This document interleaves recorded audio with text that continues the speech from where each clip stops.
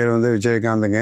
நாங்கள் வந்து காங்கேயத்தில் இருக்கிறேங்க. நம்ம கிளிப்டன் சிட்டி 2.0 வந்து பார்த்தேங்க. அது பார்த்த உடனே பார்த்தீங்கன்னா எங்களுக்கு அதனோட டீட்டெயில்ஸ் எல்லாம் கொடுத்துருந்தாங்க. நியூ பஸ் ஸ்டாண்ட் வருது, காலேஜ் இருக்குது, ஸ்கூல் இருக்குதுங்க. இதெல்லாம் கொஞ்சம் கிட்ட இருக்கிறதுனால இந்த ரேட்டு கொஞ்சம் ரீசனபுளாக இருந்ததுங்க. இருந்தாலுமே சரி, செல்லில் ஒரு மாதிரி இருக்குது, அங்கே போனால் ஒரு மாதிரி இருக்குன்ட்டு எங்களுக்கு ஒரு டவுட்டுங்க. ஏன்னா எல்லா பக்கமும் பார்த்தீங்கன்னா விளம்பரப்படுத்துறத பற்றி ஒரு மாதிரியே படுத்துறாங்க, அங்கே போனால் வேறு மாதிரி இருந்துருக்குங்க. போகிறப்ப அப்புறம் அங்கே ஒரு நம்ம கிளைண்ட் சார் சத்யராஜ் சார் இருந்தாருங்க. அவர் தான் நம்மளுக்கு வீட்டு போய் எல்லாத்தையும் காட்டினாருங்க. உள்ளே போகிறப்பவே நாங்கள் நல்லா ஒரு என்ன சொல்கிறது, ஒரு பிடிச்ச மாதிரி ஒரு சூழ்நிலை இருந்ததுங்க. சுற்றிலையும் பார்த்தீங்கன்னா கேட் ஏரி கம்யூனிட்டிங்க, தார் ரோடு நல்லா ஒரு 33 ஃபீட் தார் ரோடுங்க.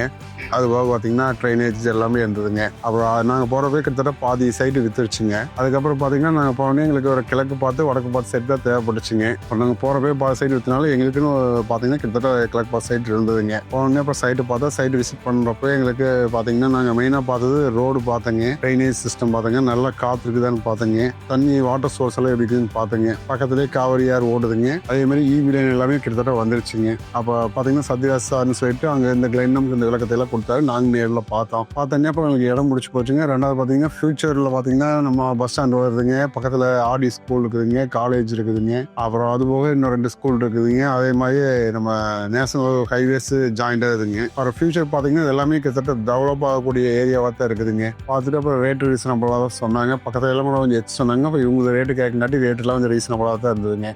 எம்டி சார் கூட நாங்கள் கிரையம் பண்ணுறப்போ பார்த்தோங்க. அப்போ இந்த மாதிரி இன்ட்ரடியூஸ் பண்ணி வச்சாங்க, இவர் எம்டி சார் அப்படின்னு சொல்லிட்டுங்க. அவர் பார்த்தீங்கன்னா நாங்கள் இந்த மாதிரி சொன்னோம், நாங்கள் அந்த லேண்ட் வாங்கிருந்துன்னு சொன்னோன்னே அப்படியே சொல்லிட்டு ரொம்ப சந்தோஷப்பட்டு கீழே இறங்கி வந்து எங்கள்கிட்ட பேசிட்டு ஹேண்ட் ஷேக் பண்ணிட்டு போனாருங்க. இப்போ பார்க்கும்போது பார்த்தீங்கன்னா அந்த ஒரு அப்ரோச் பிடிச்சிருந்தது. ஏன்னா எல்லாருமே அப்படி வந்து சொல்லுவாங்கன்னு தெரியாதுங்க. பார்த்தீங்கன்னா எங்களுக்கு வந்து அவர் நல்லா பேசி சொல்லிட்டு, சரி உங்களுக்கு தெரிஞ்சிருந்தாலும் சொல்லுங்கள் சார், நல்லா பண்ணி தரலாம், ஒன்றும் பிரச்சனை அப்படிமா சொன்னாங்க. எல்லாம் எங்களுக்கு பிடிச்சிருந்ததுங்க. எங்களோட மன திருப்தியாக இருந்ததுங்க.